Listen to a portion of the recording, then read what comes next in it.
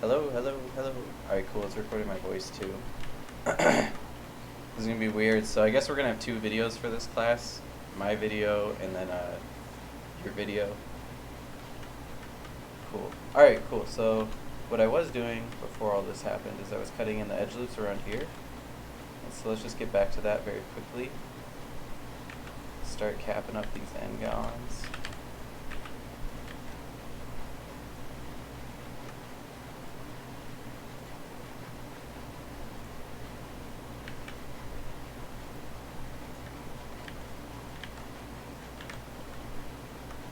And let's just start connecting all these guys up. Well, I'm going to go all the way across. And that way we start adding more edges for termination. Then if we go down and across, we start adding even more.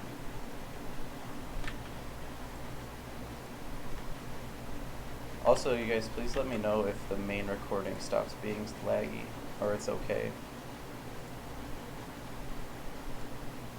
Again, I really have no idea what's up, but apologize.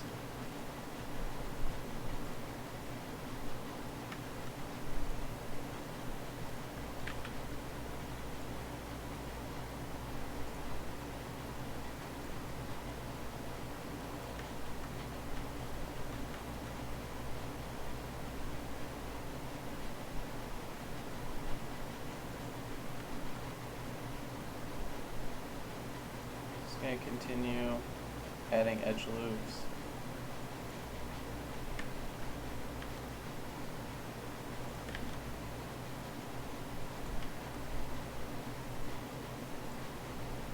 I hope you guys can see any of this.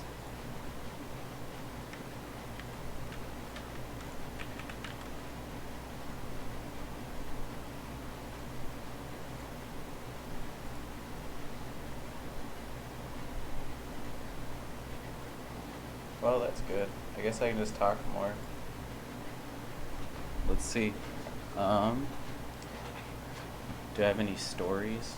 Or is there any 3D topics or art topics people find interesting? Do you want to talk about sci-fi design?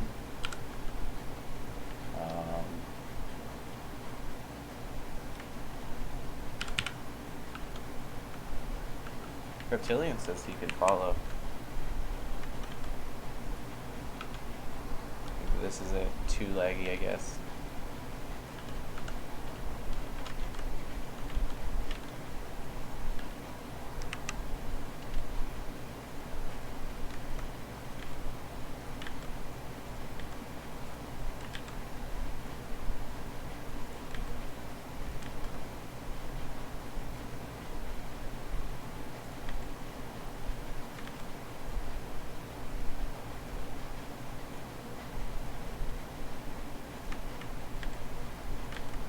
And of course, this piece doesn't matter. You actually don't see it, so I'm just going super quick.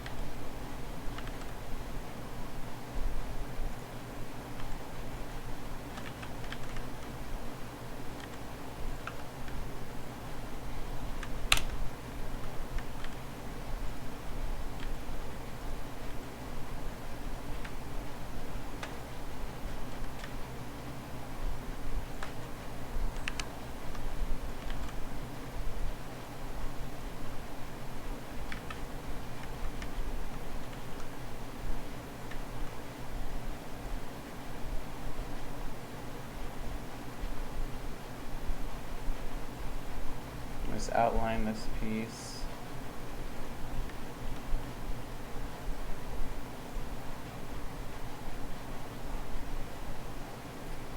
I'm modeling upside down. It feels weird.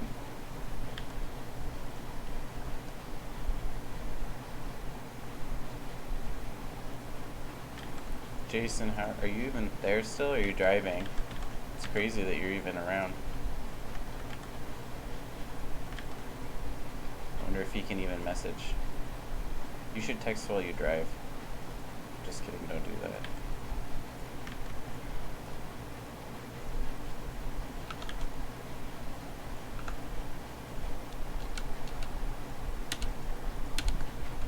Well, I'll come up with something to say. I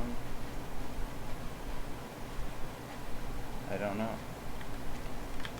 I'm not very charismatic right now. So let me think. What are you guys struggling the most with your designs? Is there any way I can help with that? Or talk about it? Or what part of the design process is the hardest for you guys?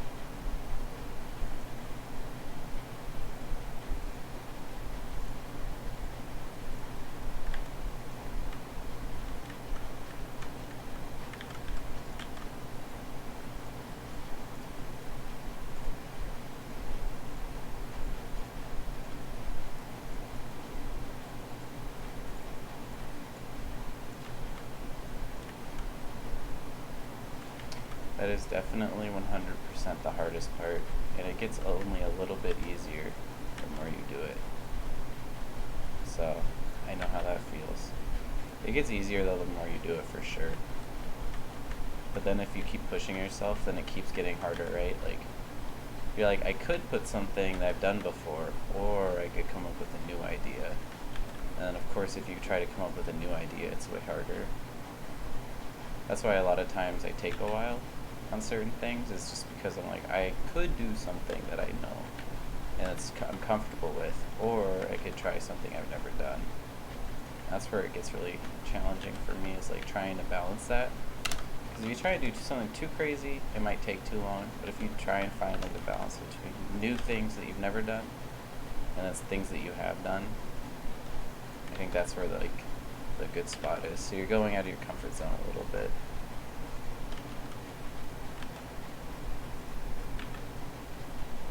Yeah, it is fun. I kind of had a realization a while ago that like you have so many possibilities. Like it's almost unlimited amount of ideas you could do to something.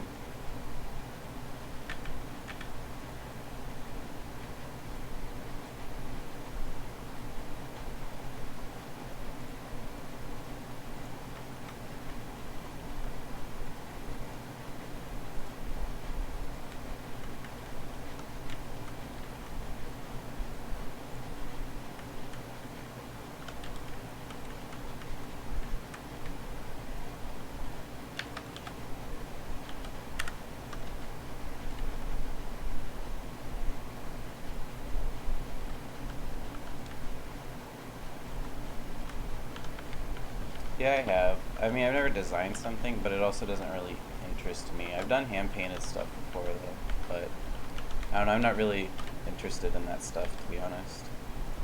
I used to be, but I don't know, it doesn't really do it for me, I guess.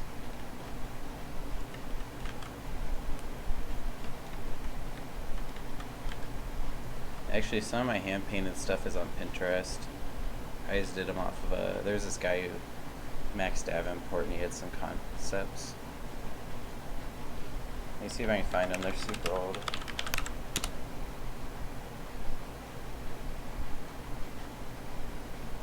It's kind of funny. I just want to show it really quick. I haven't looked at my hand-painted stuff in forever. There's some like really bad stuff in here that I've made that got pinned, and I'm like, why? Delete that. It's so bad. Like some shitty rocks I made.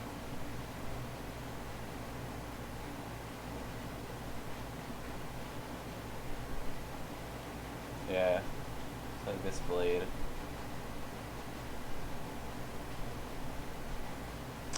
Yeah, I mean, like, I like the Overwatch style, but I wouldn't want to make something like that. Like, I don't really like stylized stuff a lot. I don't know, it's not interesting to me. But yeah, there's some hand-painted stuff I did a long time ago.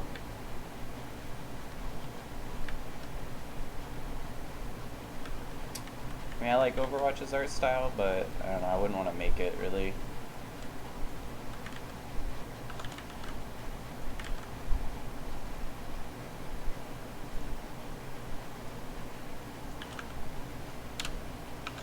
I do want to try doing some... I don't know, I think Overwatch is really masterfully done. Like, it's really hard to do stylized stuff too well. I mean, if you look at, like, Paladins, it's nothing compared to Overwatch in terms of quality.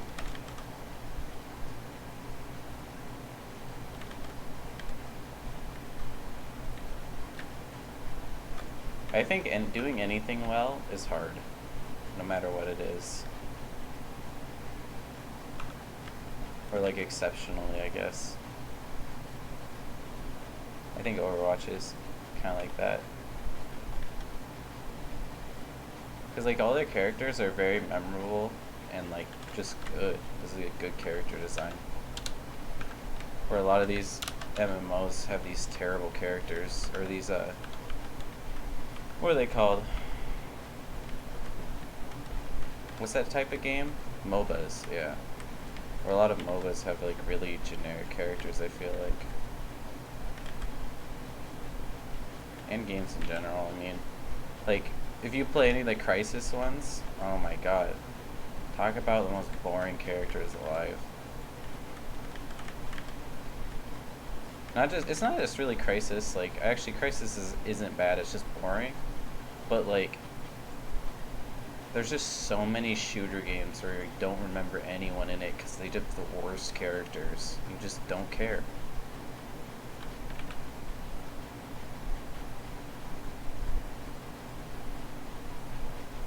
And they're just so generic.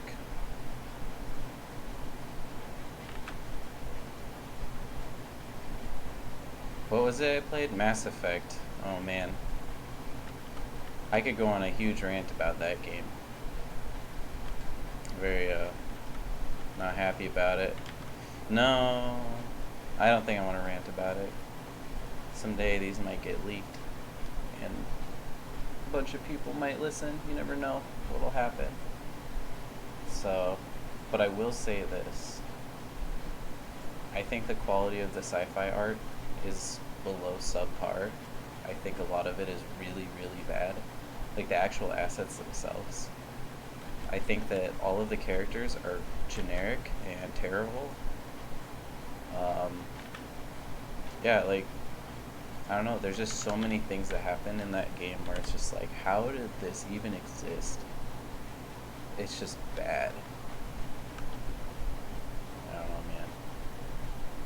I was pretty pissed because I'm a huge Mass Effect fan, and I even said to myself, I was like, yeah, I'll play it even if it doesn't look good, but I like... Yeah, I know it does. I was like, I didn't know that the game would be that bad. And I'm not just talking about, like, the facial animations at all, like... I don't know. I got some really strong feelings about it.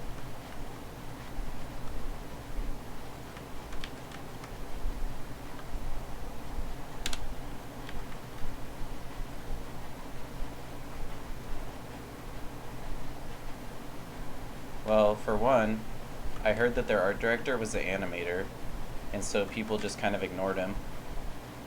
2, it's on the same art director. 3, I think the quality of the assets are actually bad. Like, the people who made some of the assets didn't know what they were doing. Yeah. You know, it could have been budget. I heard, though, that they had to pull their whole studio just to work on this game, and a bunch of people got, like, pulled off other projects. And, yeah, it's just not a good situation. I bet morale there is pretty low from what I've heard. But, yeah. I don't know, it's really unfortunate.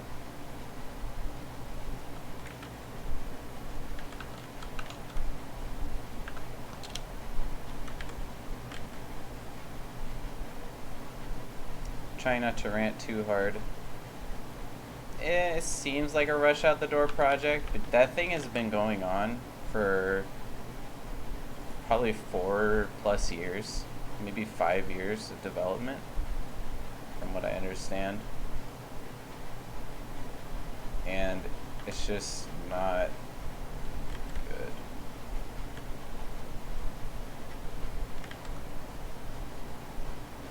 Yeah. The thing isn't necessarily the time. It's like, you can do good stuff fast if you make the right choices, right? But no matter how fast you make the wrong choices, you're still making the wrong choices. That's the thing that irritates me a lot about, like, when I tell people, like, oh, we need to design better stuff. A lot of people be like, oh, they think that design is like detail and it takes longer. It's like, no. If you know how to design well, it doesn't mean it takes longer. If anything, it's faster to get something good. I don't know. I think there's a lot of people who don't understand that either. Like, it's not about how fast you make the choices. Well, it is, but it's about, like, making the right ones, right? Like, if you make a character that's good, it'll probably take you the same time as a character that's bad, if it comes to design, not necessarily actual modeling time. Like, if they're the same amount of modeling time, but one is a better design, then the one that has a better design is going to be better. Like, that's just a fact.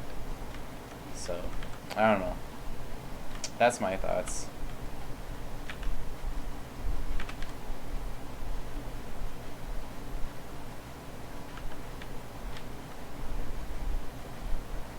Yeah, I said I wasn't going to rant, but oh well.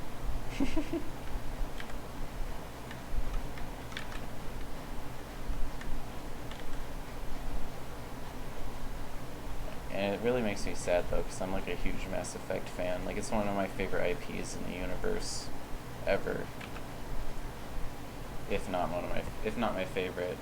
But I played them all a few times.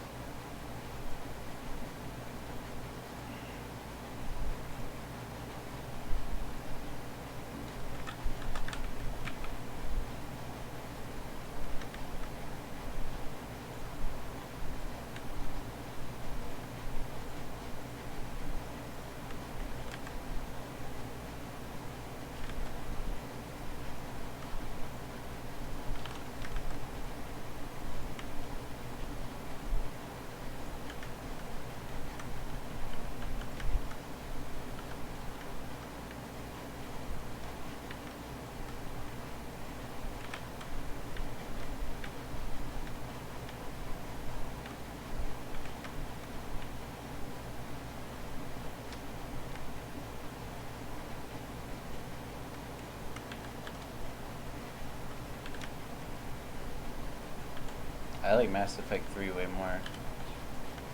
I would just rather play that all day. I don't even care if the ending was bad. It's still better. It's still Mass Effect. Because, like, they had that Sid Mead kind of style. It was very, like, clean, interesting. And this one, it just feels like the style's all over the place. And, like, man, it's more than that. Like, the UI is bad. It just looks like a mess. I don't know, man.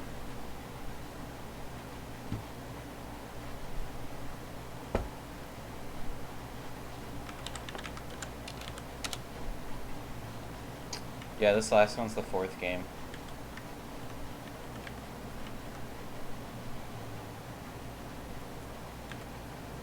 Sorry if any of you guys really like Mass Effect Andromeda. Not trying to hate too hard.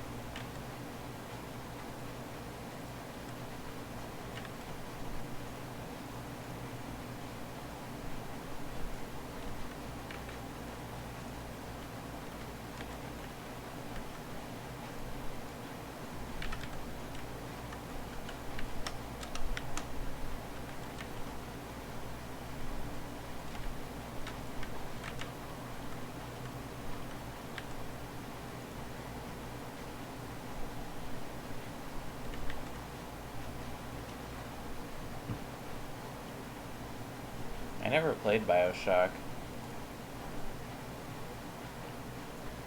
Probably should someday.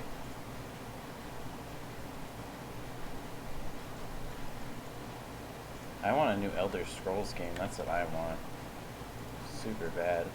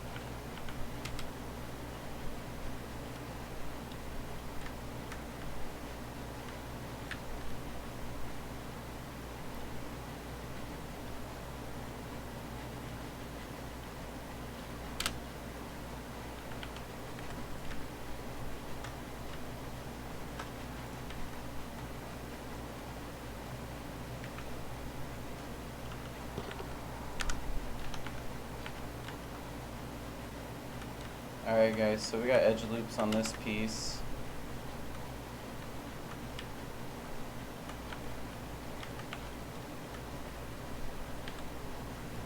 So a few more extras we forgot.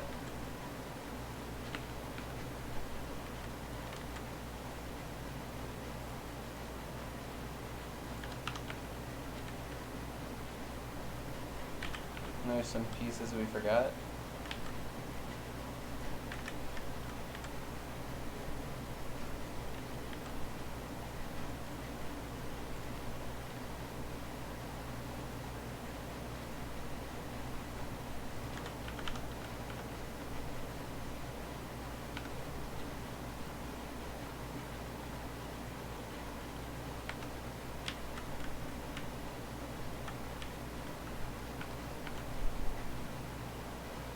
Well, so what do you guys think? We got this back piece.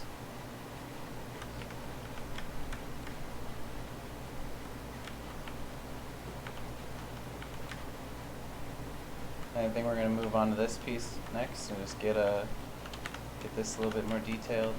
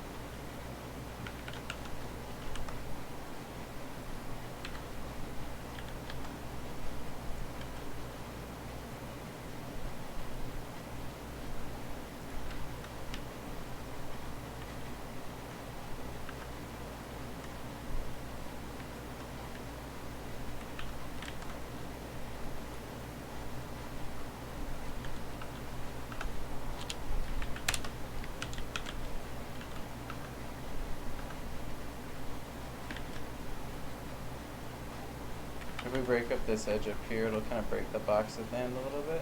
Let's just see how that looks.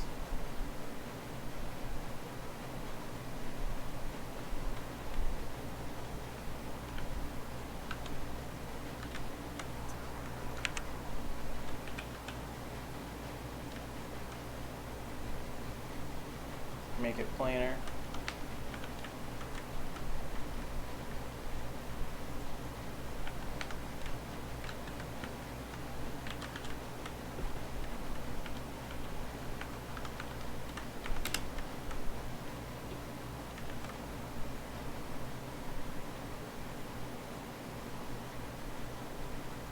I'm just going to cut out this middle area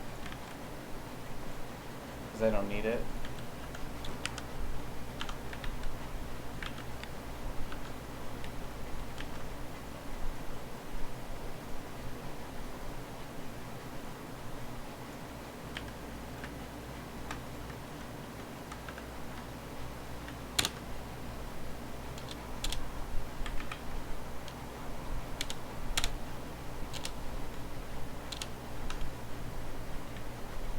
If you do smooth the stretch on large area without loops, yeah, you don't have to evenly distribute them. You just need to have around the edges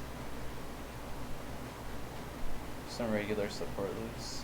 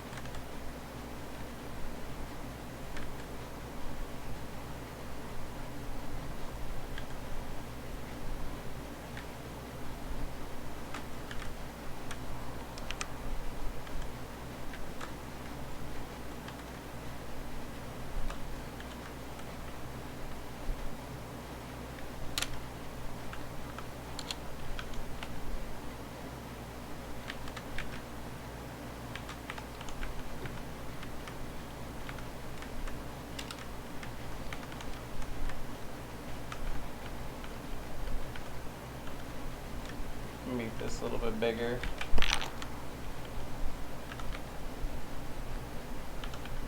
That way it reads better from a distance.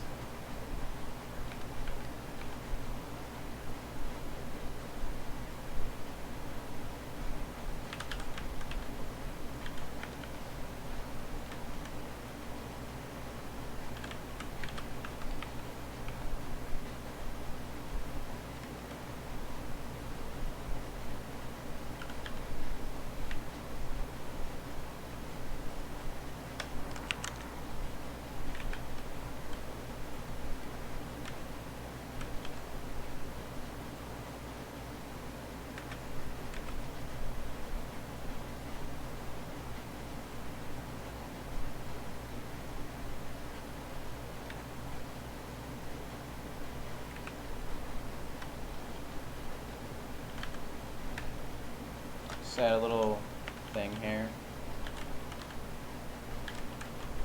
If we don't put it at the top, it'll look like it can slide up or something.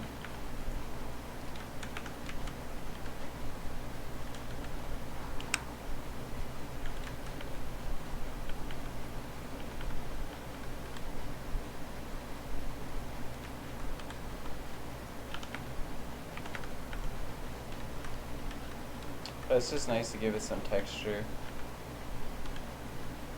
Maybe just push it in.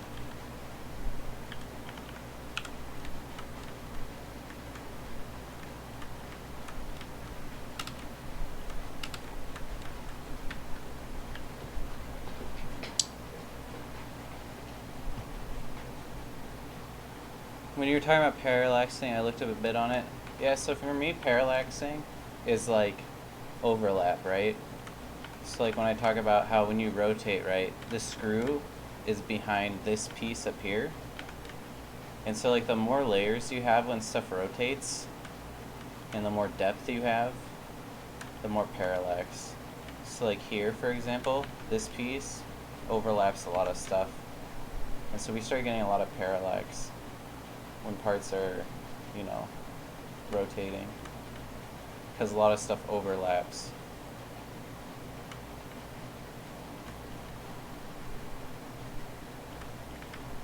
So that's really what I mean, is just like overlap.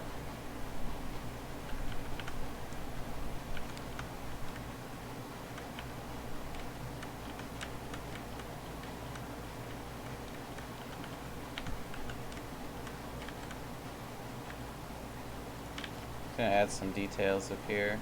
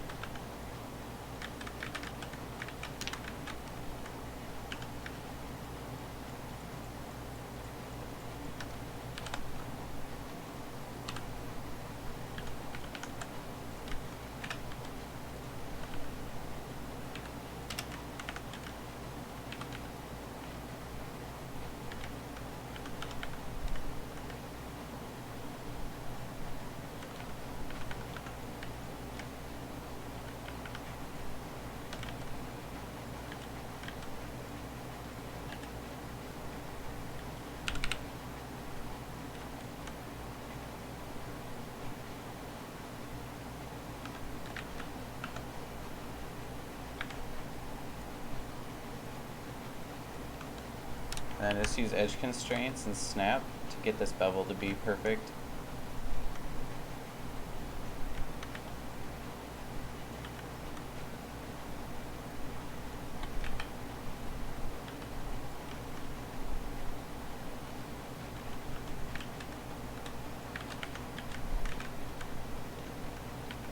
Yeah, parallaxing has a lot of definition like that aren't related to what I'm talking about. So I'm just really talking about, yeah, like overlap, which is really important to me. That's why like I push a lot of these screws deep inside of the model, right? Because then it gives it more depth. And so that way you also don't always see the screw. And I think it just makes it more interesting, personally.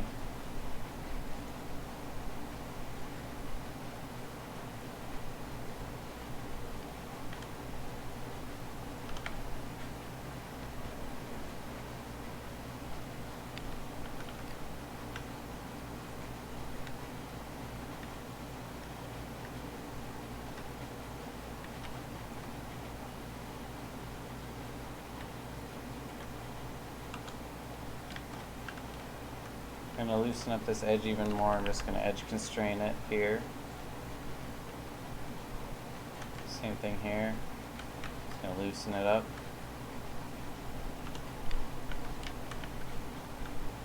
Same here.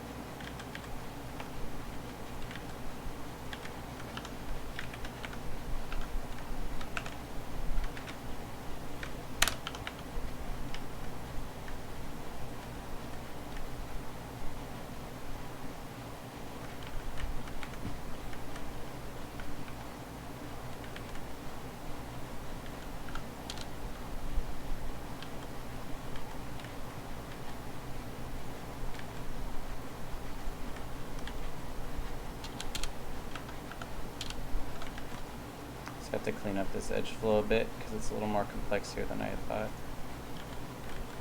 Not that bad though. So using angle select, I can kind of see the most planar face, right? And then using that, I can start to select with angle selection the ones that aren't. And then I just scale it. And so this whole piece should be flat.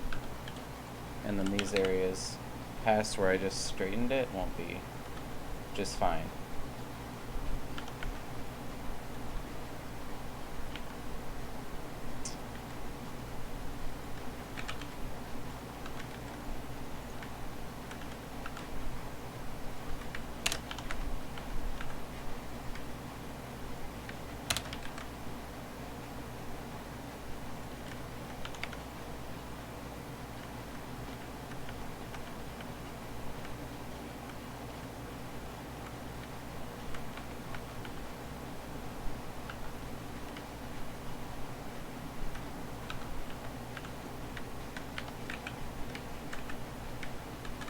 I should have been paying more attention to this area.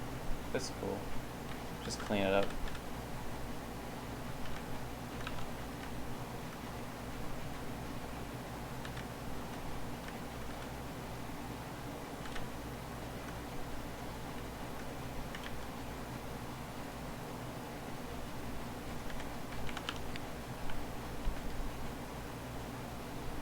Perfect.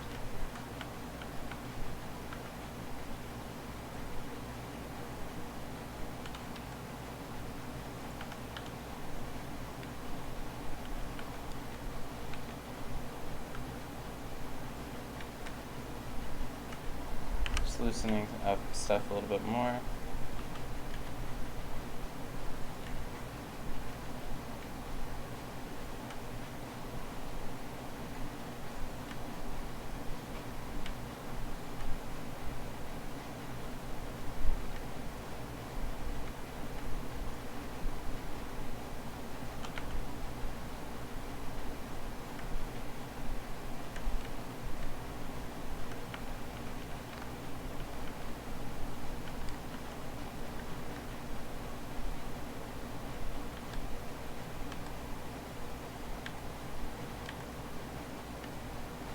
I'm gonna try something. Try pulling out this piece a little bit and seeing what happens.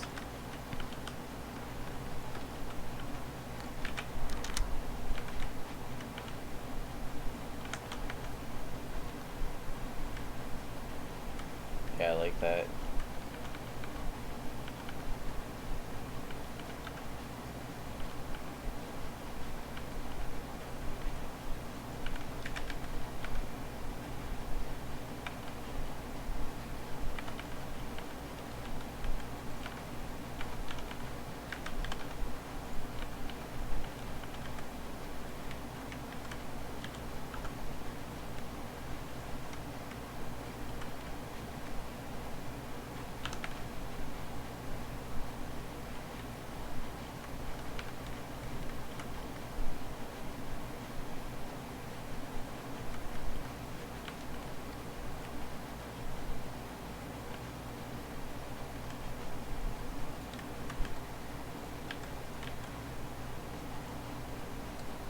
So what do you guys think? We're getting kind of close to the end here. Probably only like half hour left. What do you guys think about our progress today? We got a lot done. Getting ready to render for next week. We made a lot of progress on the rubber.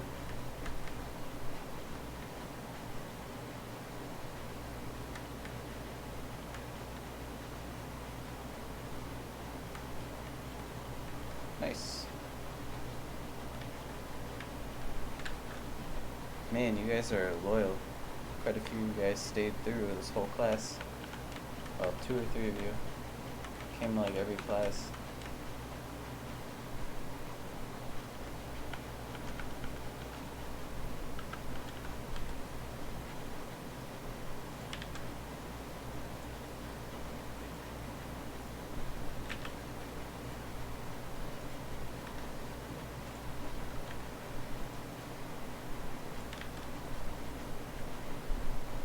Yeah, I'll show a little bit of key shot before class. It's crazy to see this gun from start to finish, Ryan says. 5 reptilians usually, so it's not a great turnout. Yeah, that's true. Yeah, do you guys want to see what we started with, just to kind of jog your memory? Because I remember Lawrence was like, man, I hate this, when it first started. Let me pull it up.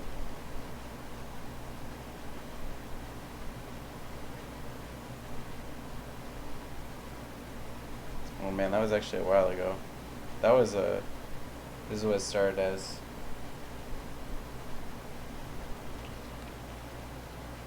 But you can see a lot of the ideas actually are still there. Like the X, and then it kind of turned into this.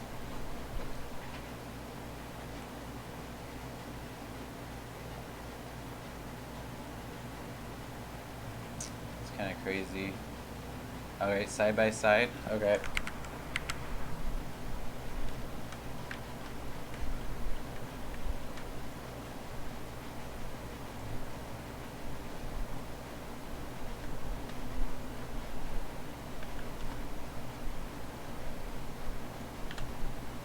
There you go.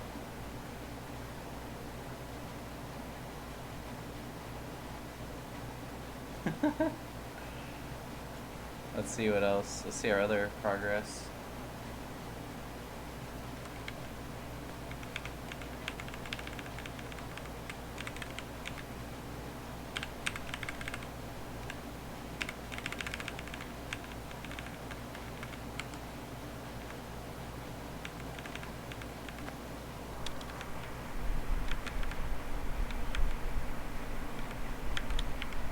Remember this piece? We changed a lot. Man, it's crazy. We've come so far.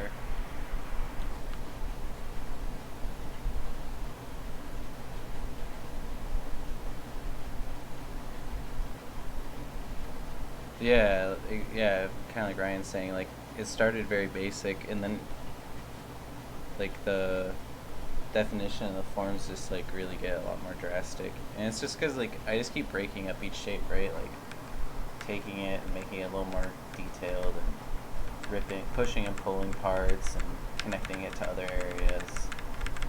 And over time, it just gets a lot more complex.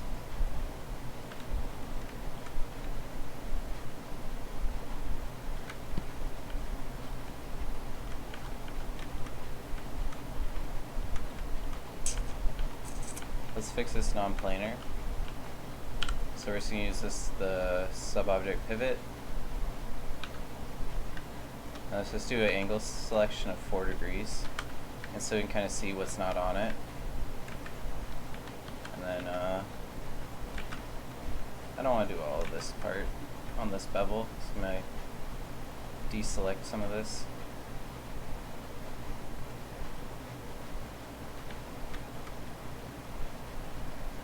So now it should be perfectly planar. Cool.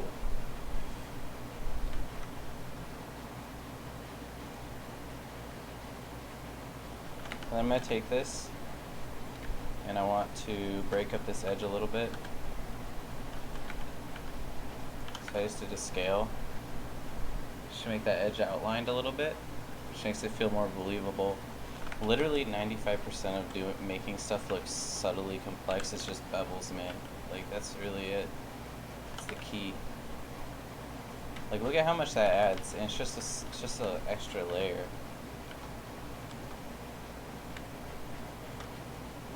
It just makes it feel like rubber, or like a real material that you can believe.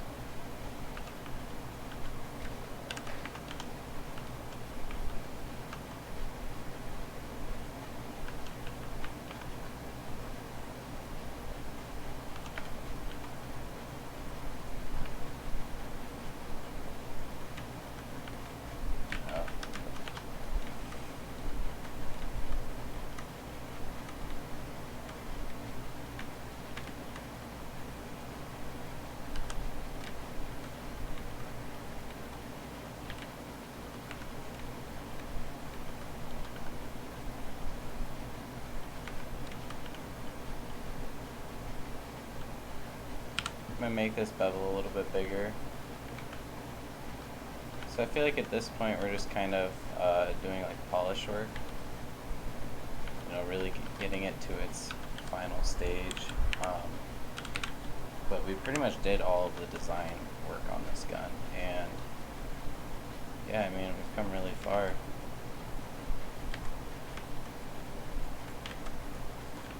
It's kind of crazy.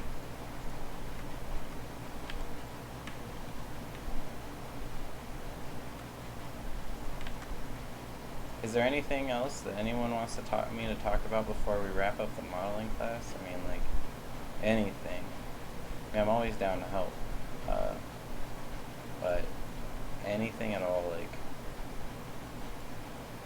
this is the time to ask.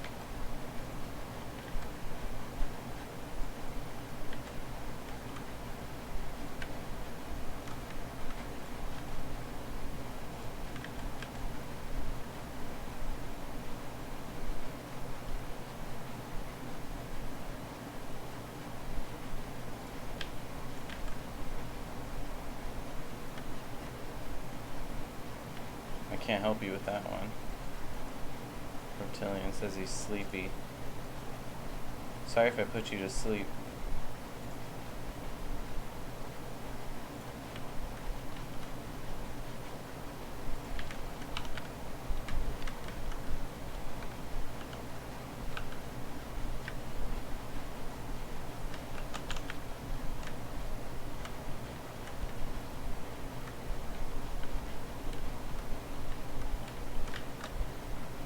You want me to go over the stages?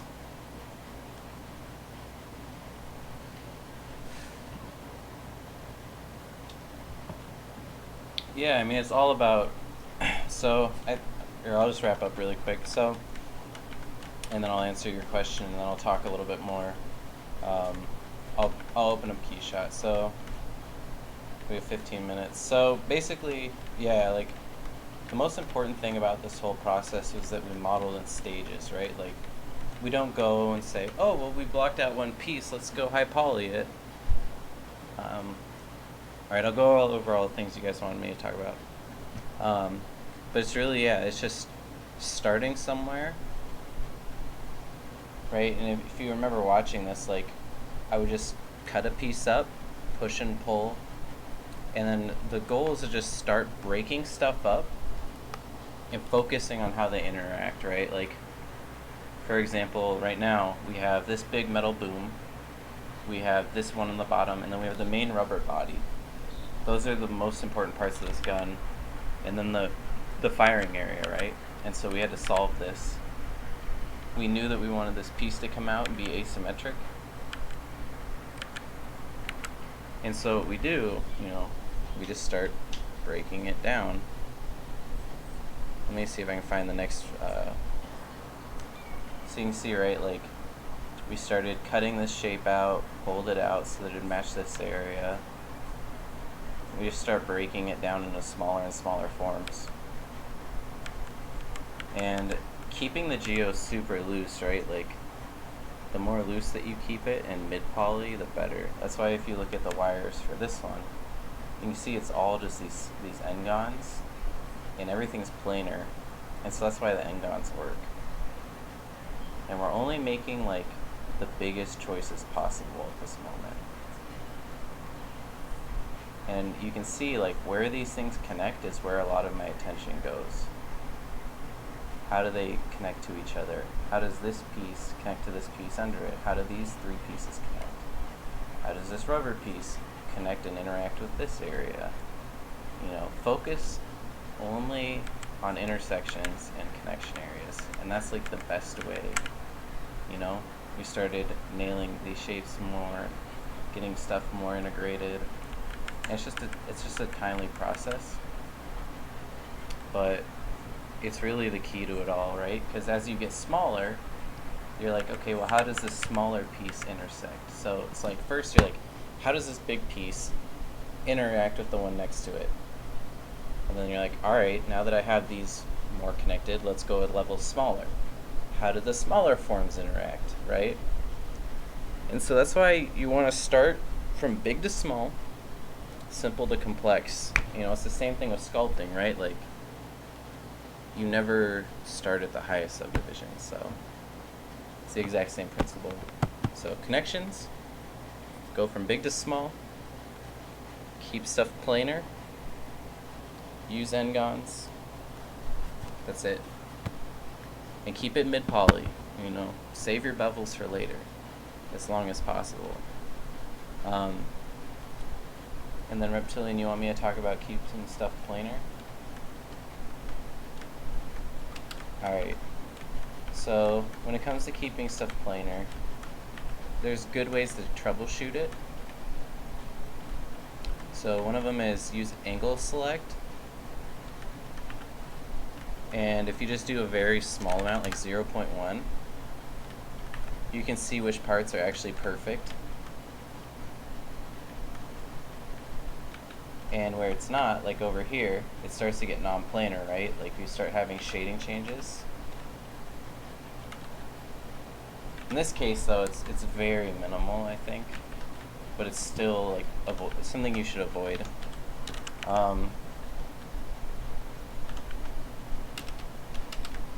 Yeah, so that's how you see it.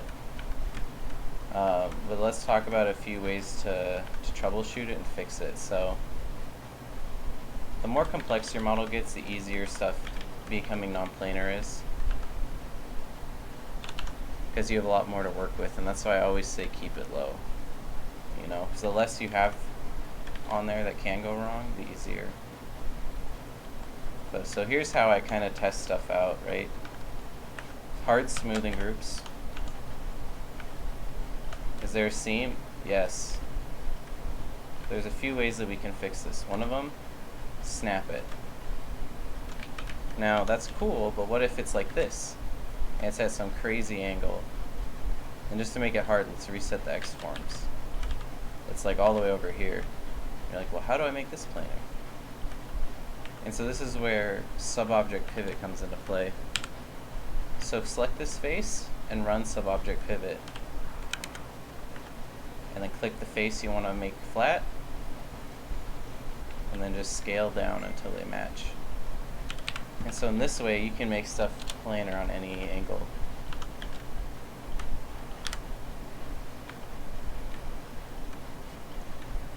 Yep. Alright, and let's talk about bevels, and then we'll open up KeyShot really fast. So when it comes to bevels, I always try and break up my bevels, right? Like I don't try to always have hard angles. You know, I have areas here where it's very soft. I have an actual bevel here. And so I'm always trying to have this variety, right, between types of bevels. And then on this edge, I just have a regular subdivided hard edge. And so there's a lot of variety of edge types and thicknesses. So it's really important to focus on, you know, there's all sorts of ways to like make your bevels better. Like these bevels go from small to big. This one's nice and soft, while some are harsher, you know, and then rubber ones are much softer and more malleable.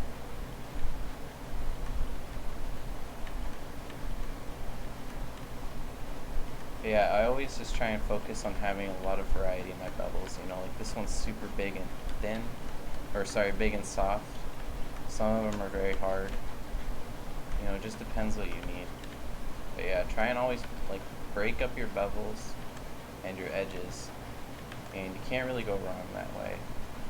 I think that's where a lot of people kind of struggle, is they just make a bevel and they call it good. You know, big, medium, and small bevels, you know, have a lot of variety of size. I think that's very helpful. So like when you model in MOE, you always have to do that. You have to go from big to small. So I think just always trying to keep that in mind will help.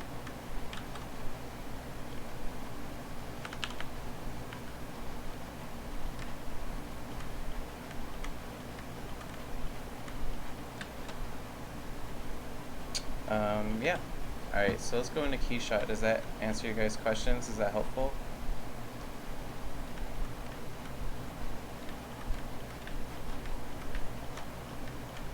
So to sum it up, alright, cool. To sum up for Ryan though, because you want me to go over bevels, just, you know, big, medium, small. Harsh, soft. It's the contrast between the different types, and that's the key. So KeyShot is a very simple program.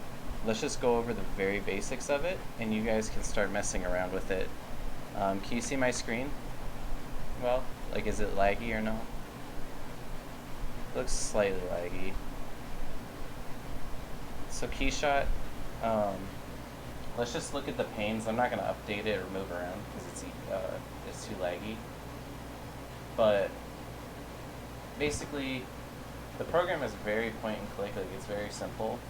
You know, to bring a model in, you go File, Import, and you bring in an OBJ. I don't know why, but it's taking forever to bring in an OBJ. Alright. And so let's just take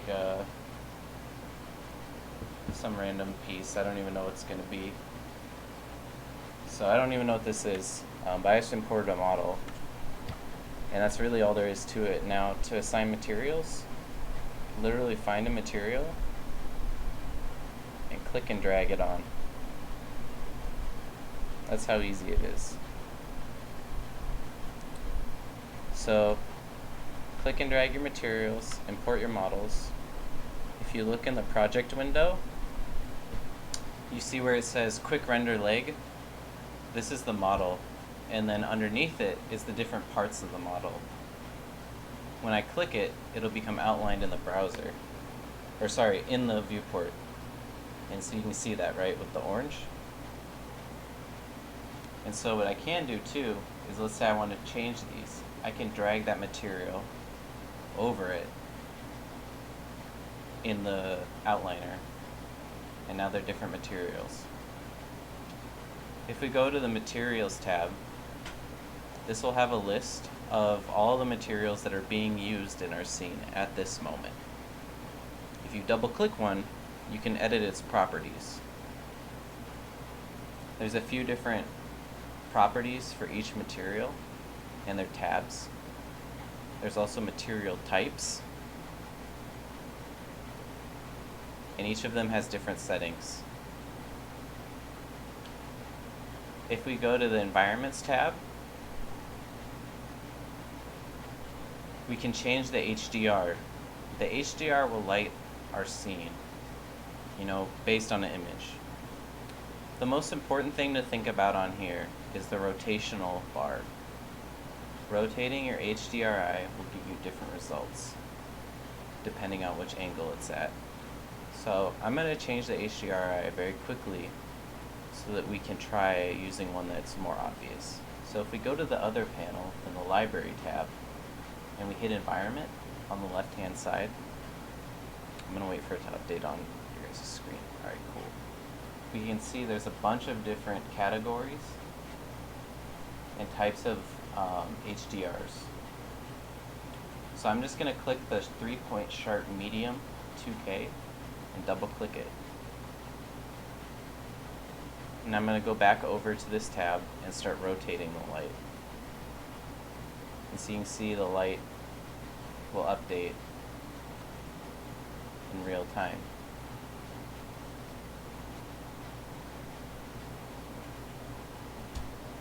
We can also rotate around our models like any program.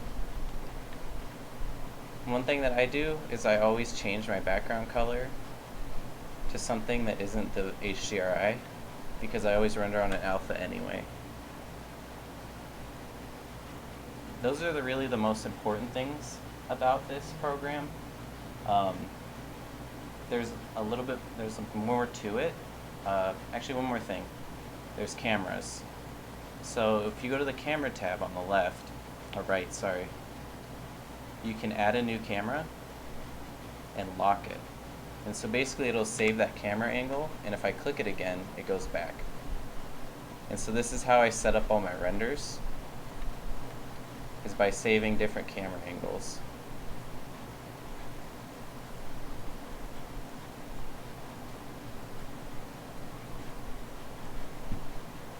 the final thing to learn how to render in this program, go over to Render tab at the top and hit Render. And it brings you this dialog box, and all you do is pick your resolution. So we'll do 1600.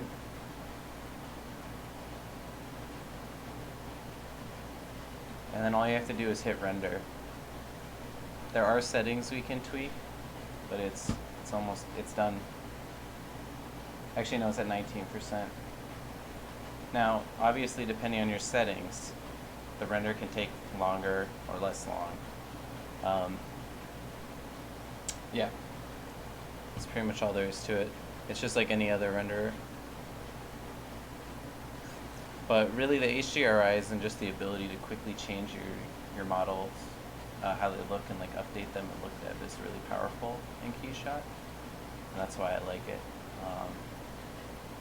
But yeah, all the lighting is based on HDRIs. So yeah, that's just a quick little crash course into KeyShot. I'd just play around with it for a little while. Yeah. So anyways, that's KeyShot. Download the trial from their website and you can give it a go. And then we're gonna throw the gun into KeyShot next week, and we'll learn some rendering techniques and workflows. Does that sound good to you guys? So this kind of concludes the final modeling class.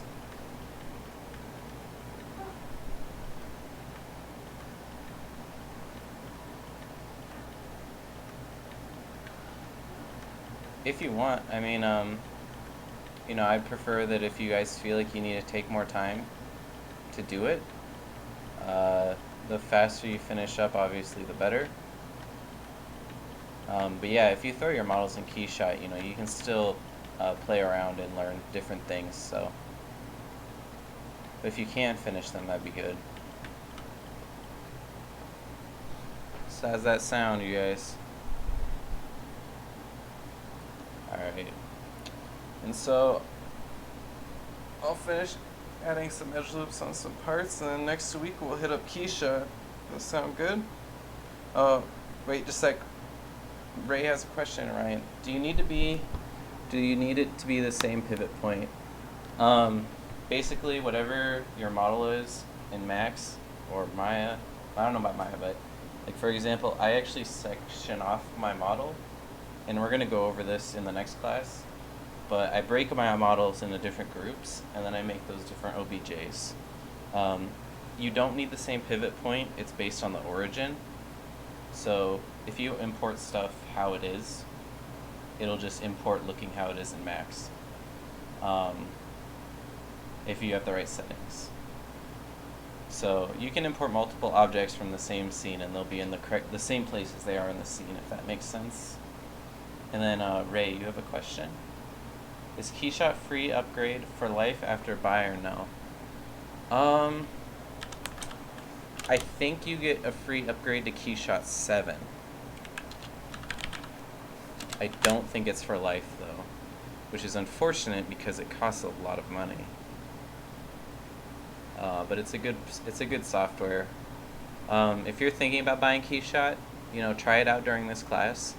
The other one that I want to try, and I don't have a comparison, is Octane. So I'm gonna post those in the chat, and you guys can just have those links. But yeah, download the KeyShot trial. So here's Octane, and if you're gonna spend a lot of money, make sure you pick the one that you like. But I don't have experience in Octane. I have a feeling KeyShot's the most simple one, but yeah, I wish it was like ZBrush too, Ray. Any other questions before we end the class? Yeah, no problem. Alright, so it sounds like this is going to be the end of class 12, and we'll finish up the whole class next week, and we'll just do rendering and presentation and all that. You guys should go have some fun in the sun and then do more 3D. Yeah, so I'll see you guys next week, Sunday, 1 p.m. my time. Alright. guys.